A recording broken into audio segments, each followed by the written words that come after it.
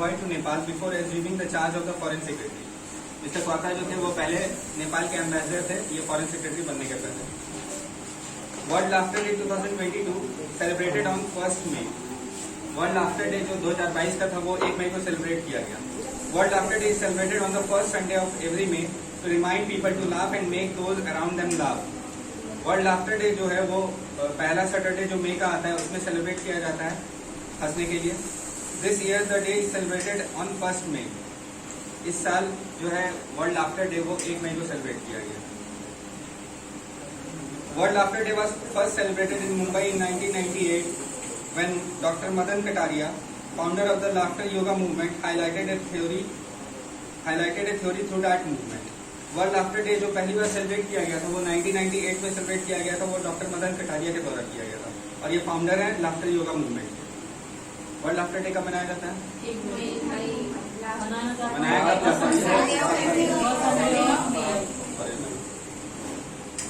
India के foreign secretary कौन बने हैं, जिसको सक्सीड किए हैं? World tuna day observe 2022 on 2 मई। वर्ल्ड टूना डे जो है वो 2022 को, वर्ल्ड टूना डे 2022 का 2 मई को मनाया गया। World tuna day is observed globally on 2 May every year. This day is established by the UN to raise awareness about the importance of tuna fish. Tuna एक fish होता है, उसके importance को बताने के लिए यूएन के द्वारा ये डे सेलिब्रेट किया जाता है और ये हर साल 2 मई को मनाया जाता है।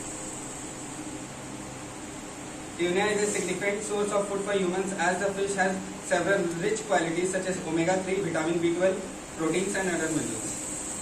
ये ट्यूना फिश जो है ये अपने अंदर ओमेगा-3, विटामिन B12 और अलग तरीके के प्रोटीन्स और मिनरल्स कैरी करती है जो कि ह्यूमंस के लिए बहुत ज्यादा बेनिफिशियल होता है। In the year 2016, the General Assembly of the UN declared May 2 as the World Tuna Day to spread awareness among people regarding the importance of conserving tuna fish. 2016 में जनरल असेंबली जो UN का था वो declare किया कि 2 मई जो है वो वर्ल्ड ट्यूना डे के तौर पे सेलिब्रेट किया जाएगा। Statehood day of Maharashtra and Gujarat. Maharashtra का जो फाउंडेशन डे था वो 1 मई को था और ये सेलिब्रेट किया गया। Maharashtra and Gujarat celebrated their statehood day on 1 May 2022. On May 1, 1960, the bilingual state of Bombay was divided into 2 separate states by Bombay Reorganization Act 1960. Maharashtra for Marathi-speaking people and Gujarat for Gujarati-speaking people. Gujarat was established as the 15th state of the Indian Union. Maharashtra Gujarat का statehood day वो 1 मई 2022 को मनाया गया। 1960 को 1 मई के दिन ये जो 2 स्टेट है बॉम्बे का, उसको 2 सेपरेट स्टेट में डिवाइड कर दिया गया था बॉम्बे रीऑर्गेनाइजेशन एक्ट 1960 के तहत। और जो 2 स्टेट में डिवाइड किया गया, एक था मराठी जो बोलते थे उनको महाराष्ट्र में भेज दिया गया और जो गुजरात जो बोलते हैं उनको गुजरात में, गुजराती जो बोलते हैं उनको गुजरात में भेज दिया गया। 1 मई को मनाया गया शेड्यूल डे महाराष्ट्र और गुजरात।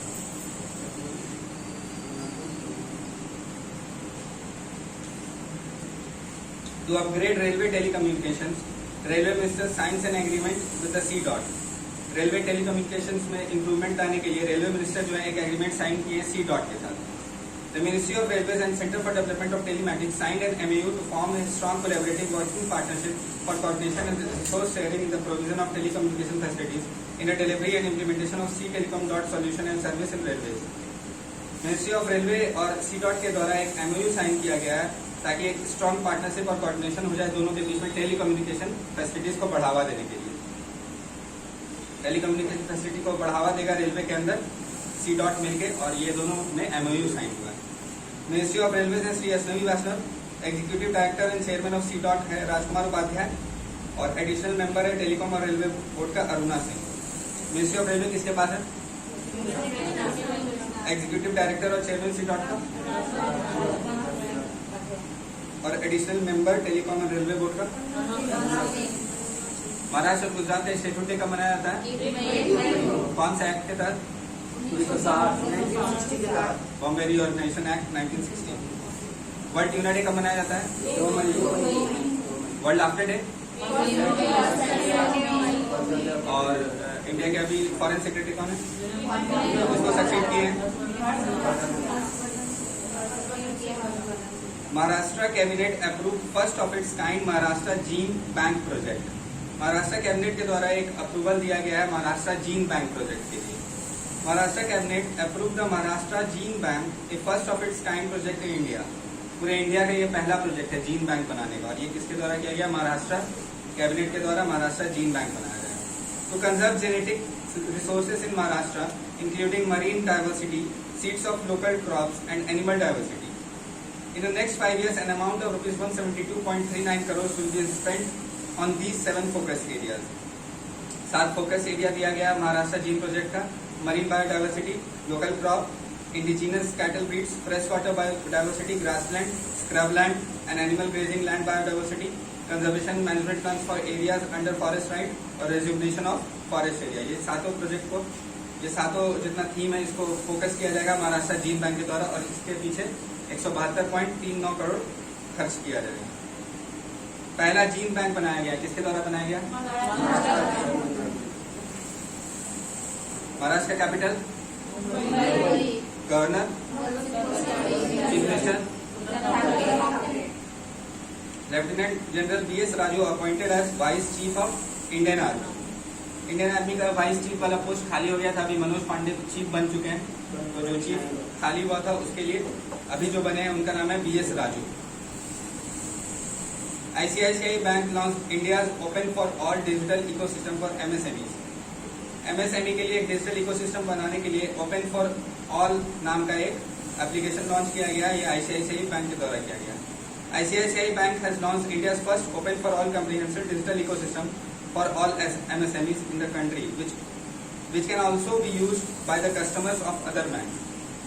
एक डिजिटल इकोसिस्टम बनाया गया जिसका नाम रखा गया ओपन फॉर ऑल, और ये ICICI बैंक के द्वारा लॉन्च किया गया है। ये MSME को बढ़ावा देगा, MSME को हेल्प करेगा डिजिटली, और अगर किसी और भी बैंक के कस्टमर हैं तो वो भी इस ओपन फॉर ऑल को, ओपन फॉर ऑल जो डिजिटल इकोसिस्टम है उसको दूसरे कस्टमर भी यूज कर सकते हैं।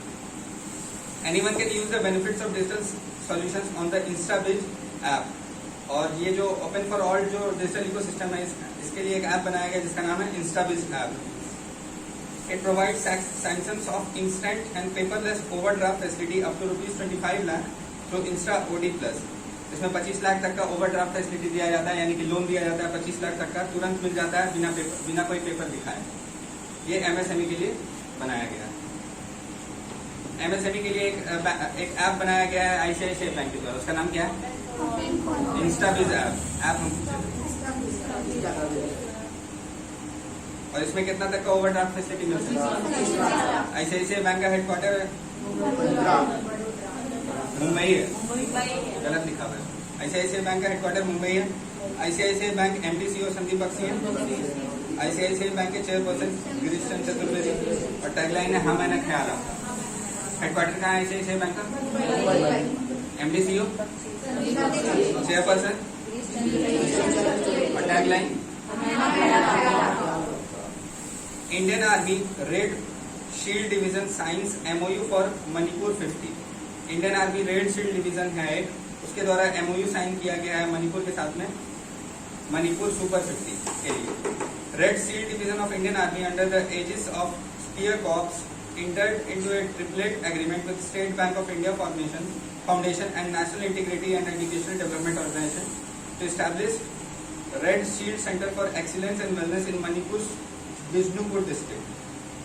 MOU साइन किया गया तीन एंटिटी के द्वारा, एक उसमें से एक है इंडियन आर्मी का रेड शील्ड डिवीजन, दूसरा है state bank of India foundation, और तीसरा है national integrity and education development organisation. ये तीनों के द्वारा MOU साइन किया गया है red shield centre for excellence and wellness को बनाने के लिए, और ये जो किया गया मणिपुर के बिष्णुपुर डिस्ट्रिक्ट में किया गया है।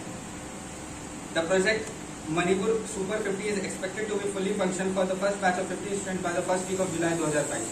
फर्स्ट वीक जुलाई का 2022 का पहले वीक से ये एग्जीक्यूट कर दिया जाएगा। मणिपुर के बिष्णुपुर डिस्ट्रिक्ट में लाया गया है मणिपुर सुपर 50, और इसमें 3 लोग MOU साइन किए हैं, red shield division, state bank of India foundation, national integrity and education development organisation.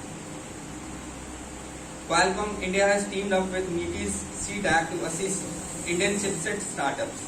Qualcomm India Private Limited, a subsidiary of Qualcomm Inclusive, proposes to launch and run the Qualcomm Semiconductor Mentorship Program 2022 for selected semiconductor startups in India। Qualcomm India private limited जो कि subsidiary है Qualcomm inclusive का, वो एक programme launch किया है जिसका नाम है क्वालकॉम सेमीकंडक्टर मेंटरशिप प्रोग्राम 2022। और ये किया गया है जितने भी सेमीकंडक्टर स्टार्टअप जो इंडिया में शुरू किया जा रहा है उसको सपोर्ट करने के लिए और उसको बढ़ावा देने के लिए। इसमें जो गोल रखा जाएगा, जो सेमीकंडक्टर स्टार्टअप जो शुरू हुआ है, जो मेंटरशिप प्रोग्राम शुरू हुआ है उसमें किया जाएगा क्या, providing mentorship, technical training and industry outreach. Mentorship दिया जाएगा, टेक्निकल ट्रेनिंग भी दिया जाएगा और इंडस्ट्री को कैसे बढ़ाया जाता है इसके बारे में बताया जाएगा। Qualcomm India established a partnership with the CDAC and Autonomous Scientific Society with the Ministry of Electronics and Information Technology of Government of India, which will serve as outreach partner for the program and help participating entrepreneurs gain exposure. ये जो Qualcomm India है ये MOU sign किया है CDAC के साथ में, जो कि मिनिस्ट्री ऑफ इंफॉर्मेशन टेक्नोलॉजी के अंदर आता है। और ये दोनों मिल के क्वालकॉम सेमीकंडक्टर मेंटरशिप प्रोग्राम 2022 लाने वाले। Farmer Amazon music CEO Sahas Malhotra joins JioSaavn as CEO। Amazon music के CEO थे सहस मल्होत्रा, वो JioSaavn के अब CEO बन गए। JioSaavn has named Sahas Malhotra and a former Amazon music director and entertainment industry expert as its new CEO।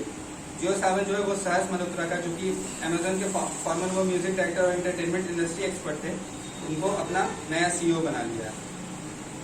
Previously, Sahas Malhotra worked for Sony Music India and Tips Industries. Sahas Malhotra was business leader at Tips Music and the marketing director for Tips Film Production at Tips Industries. इसके पहले जो है सहस मल्होत्रा जो वो Soni music India में भी काम कर चुके हैं और टिप्स इंडस्ट्रीज में भी काम कर चुके हैं। ये दोनों म्यूजिक इंडस्ट्रीज का एक कंपनी है।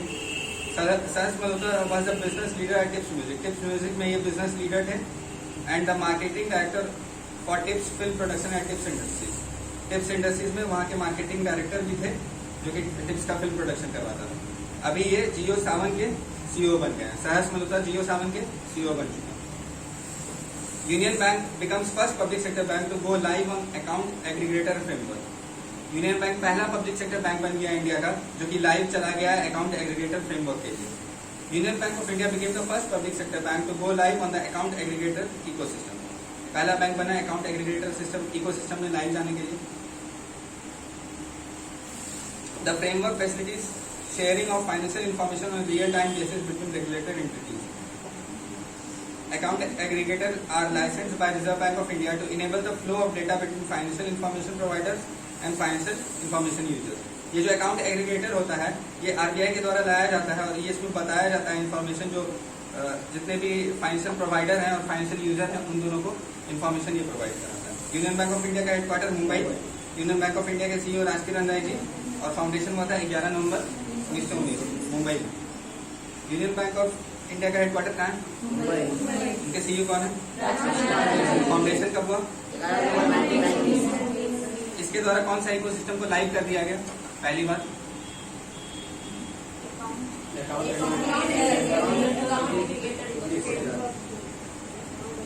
JioSaavn के CEO कौन बने हैं?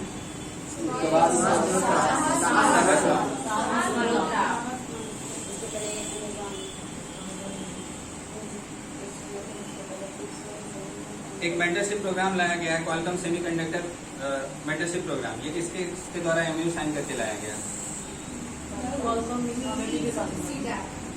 बेटी का किसके साथ, कौन सा ऑर्गेनाइजेशन? एक मणिपुर सुपर 50 चल रहा है बिष्णुपुर डिस्ट्रिक्ट में, इसमें कौन कौन MOU साइन किया है?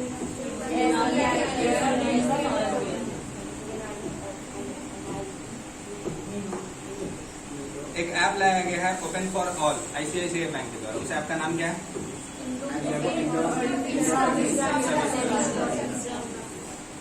वाइस चीफ इंडियन आर्मी के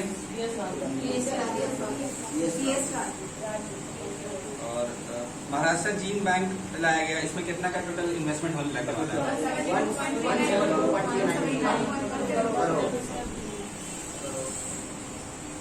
महाराष्ट्र और गुजरात का स्टेटूट है और कौन से एक्ट के तहत? Maharashtra reorganisation act 1960। RBI changes the rules for banks participating in KCCs as short-term agriculture loan plan। RBI changed the rules for banks to claim the amount of interest subsidies paid to farmers under the short-term crop credit plan via the Kisan Credit Card during the previous fiscal year. RBI के द्वारा कुछ rule changes लाया गया है, जो amount of interest subsidy दिया जाता था फार्मर लोगों को शॉर्ट टर्म के लिए, उसमें कुछ चेंजेस लाया गया है। ये RBI अनाउंस किया कि किसान लोगों को जो शॉर्ट टर्म लोन दिया जाता था उसके लिए इंटरेस्ट जो दिया जाएगा उसके सब्सिडीज में उसको चेंजेस लाएंगे। Governor of Reserve Bank of India Shri Shaktikanta Das. Under Airtel startup accelerator program, Bharti Airtel purchases 7% equity in Nergy technologies. Airtel startup accelerator program में भारतीय एयरटेल जो है 7% इक्विटी खरीद लिया है नेर्गी टेक्नोलॉजीज में। Bharti Airtel, India second largest telecom operator, announce that Airtel startup accelerator program has acquired a 7% investment in cloud based network solutions firm Nergy technologies. Nergy situated in Navi Mumbai specialises in cloud based comprehensive networking solution for enterprises of all kinds.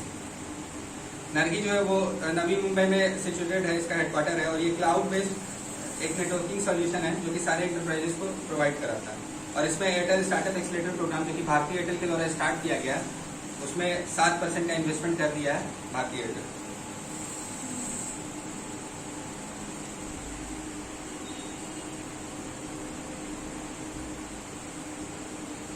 PV Sindhu won bronze at Asian badminton championship. PV Sindhu जो है वो Asian badminton championship हो रहा था, उसमें bronze जीती है।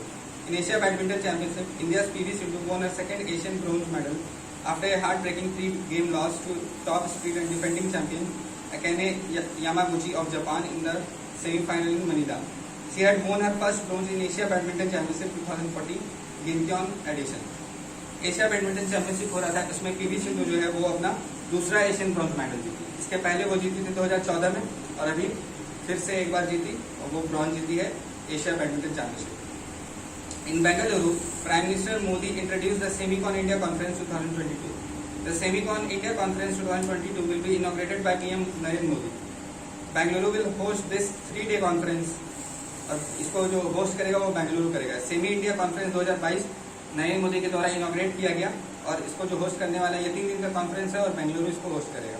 According to MeitY statement, the 3-day conference is being held to advance PM Modi's objective of making India a leader in electronics manufacturing, semiconductor design, production and innovation. ये 3 दिन का जो कॉन्फ्रेंस होगा, ये पीएम मोदी का जो ऑब्जेक्टिव है कि इंडिया को लीडर बना देना है इलेक्ट्रॉनिक मैन्युफैक्चरिंग में, सेमीकंडक्टर डिजाइन और प्रोडक्शन और इनोवेशन में, उसके लिए ये कॉन्फ्रेंस किया जा रहा है। Minister of electronics and information technology Rajeev Chandrasekhar. RBI के द्वारा बोला गया, India among worst hit in pandemic, economy will recover in 13 year.